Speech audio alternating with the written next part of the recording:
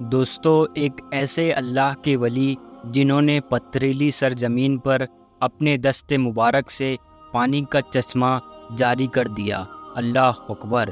یہ ایسے اللہ کے ولی ہیں جن کا سلسلہ 6 واسطوں سے حضرت خواجہ معین الدین اجمیری رحمۃ اللہ علیہ سے جا ملتا ہے۔ یہ دیار قطب برار کا دیار ہے۔ یہ دیار برار میں سلسلہ چشت کے بانی کا دیار ہے۔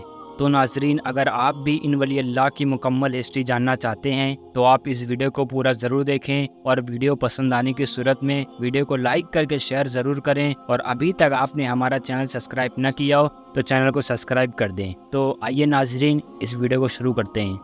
السلام علیکم ناظرین، میں ہوں نسیم رضا قادری۔ جیسے کہ آپ میری ممبئی کی ویڈیو دیکھتے رہتے ہیں تو میں حاضر ہوں آکولہ کے بالاپور کے پاتھور شہر میں، اور یہاں پر میں حاضر ہوں شہنشاہ پاتھور حضرت شاہ بابو رحمۃ اللہ علیہ کی بارگاہ میں۔ تو ناظرین، مجھے جو بھی حضرت کی ہسٹری یہاں سے ملے گی تو آپ کو ویڈیو کے ذریعے سے بتانے کی کوشش کروں گا۔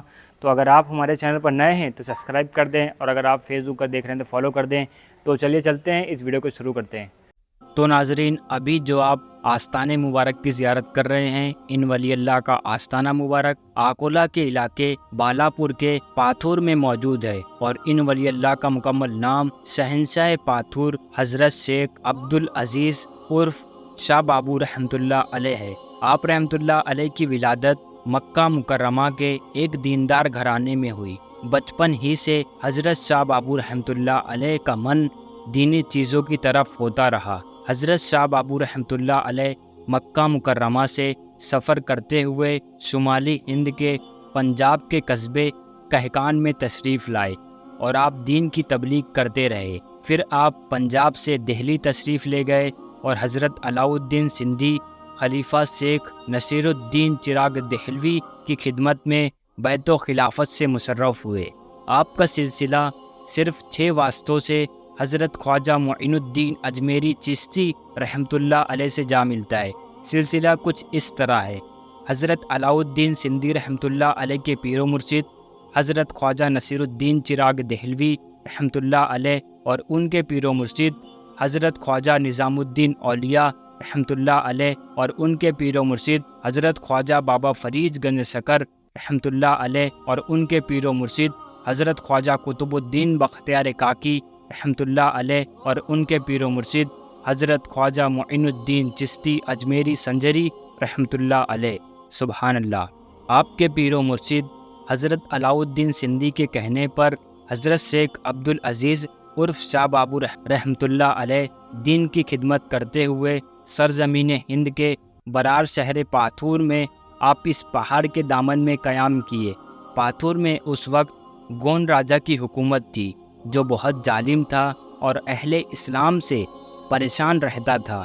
اذان کی آواز سے غضب ناک ہوتا تھا، آپ کے خادمین کو پریشان کرتا تھا اور تنگ کرتا تھا۔ خادمین نے ایک دن پریشان ہو کر حانود کے تہہ خانے پر حملہ کر دیا اور اس کو توڑ ڈالا۔ راجہ یہ سنتے ہی غضب ناک ہو گیا، اور راجہ نے ایک فوج حضرت شاہ بابو رحمۃ اللہ علیہ کے خلاف بھیجی۔ اس کے ہاتھی اور گھوڑے جب حضرت شاہ بابو رحمۃ اللہ علیہ کی طرف بڑھنے لگے، اس وقت حضرت شاہ بابو رحمۃ اللہ علیہ کا مقام پہاڑی پر تھا۔ آپ نے اللہ کی بارگاہ میں دعا کی، اے اللہ میری حفاظت فرما۔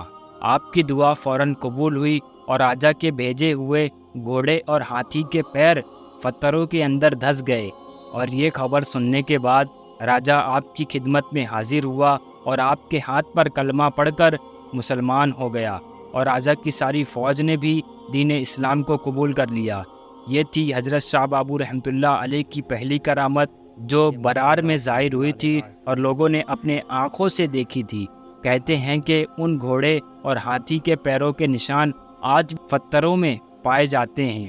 برار میں یہ پہلا مقام تھا جہاں پر حضرت کی وجہ سے اسلامی مجلس قائم ہوئی۔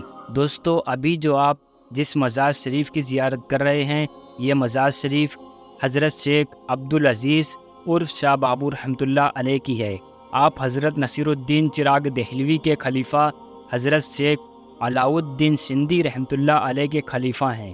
جس زمانے میں آپ شہر پاتھور تشریف لائے، اس سے پہلے صرف حضرت دادا حیات قلندر نامی بزرگ اس علاقے میں آئے تھے، جبکہ آپ کے ہم اثر حضرت خواجہ برہان الدین غریب رحمۃ اللہ علیہ دیوگری میں موجود تھے، اور آپ ہی کے ہم اثر حضرت خواجہ بندہ نواز گیس الدراز رحمۃ اللہ علیہ کا بھی وہی دور تھا۔ 50 سے 60 سال کے وفقے کے یہ تینوں بزرگ دکن سے لے کر برار تک کے علاقے میں موجود تھے اور تبلیغ کا کام کر رہے تھے۔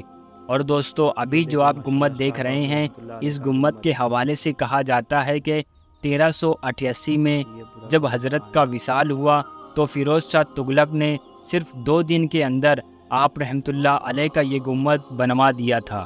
سبحان اللہ۔ اور اس وقت کے سلطانوں نے اس روضے کے لیے 505 ایکڑ زمین وقف کر دی۔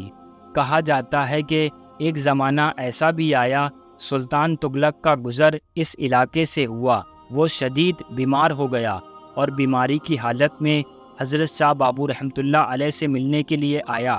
حضرت شاہ بابو رحمۃ اللہ علیہ کی دعا سے اسے شفا حاصل ہوئی، اور شفا حاصل ہونے کے بعد کہا جاتا ہے کہ یہ مسجد اس نے تعمیر کرائی۔ ابھی جو آپ یہ مسجد دیکھ رہے ہیں، یہ وہی مسجد ہے۔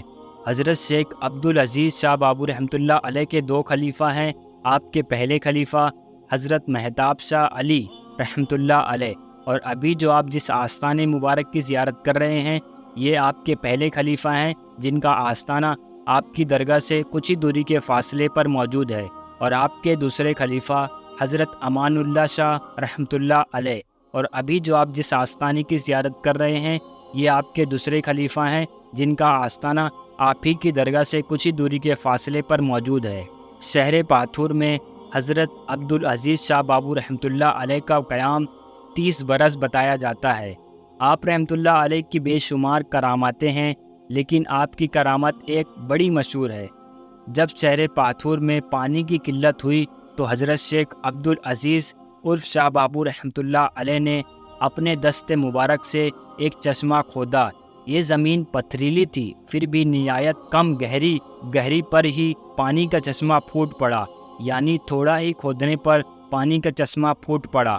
اور ابھی جو آپ جس چشمے مبارک کی زیارت کر رہے ہیں، یہ وہی چشمہ ہے جو حضرت شاہ بابو رحمۃ اللہ علیہ کے دست مبارک سے جاری ہوا تھا۔ بتایا جاتا ہے کہ یہ پانی بڑا ہی شفایاب ہوتا ہے، اور ایسا بھی بتایا جاتا ہے آپ کے مریدین اور آپ خود اس سے وضو فرمایا کرتے تھے، اور آج بھی آپ کے عرس کے ٹائم آپ کی مزار پاک کی خدمت کے وقت اس پانی کو استعمال کیا جاتا ہے۔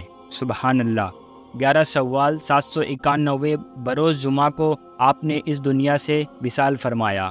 تو ناظرین، یہ تھی حضرت شیخ عبدالعزیز عرف شاہ بابو رحمۃ اللہ علیہ کی مختصر سی سیرت۔ اگر آپ کو یہ ہمارا ویڈیو پسند آیا ہو تو ویڈیو کو لائک کریں۔ اللہ تعالیٰ کی بارگاہ میں دعا ہے جتنے لوگ بھی ویڈیو کے ذریعے سے زیارت کر رہے ہیں، تمام کے گھر سے بلاؤں کو دور عطا فرما، آفتوں کو دور عطا فرما، اور مولا ہم سب کو اپنے گھر کی اور اپنے نبی کے در کی بار بار حاضری نصیب عطا فرما۔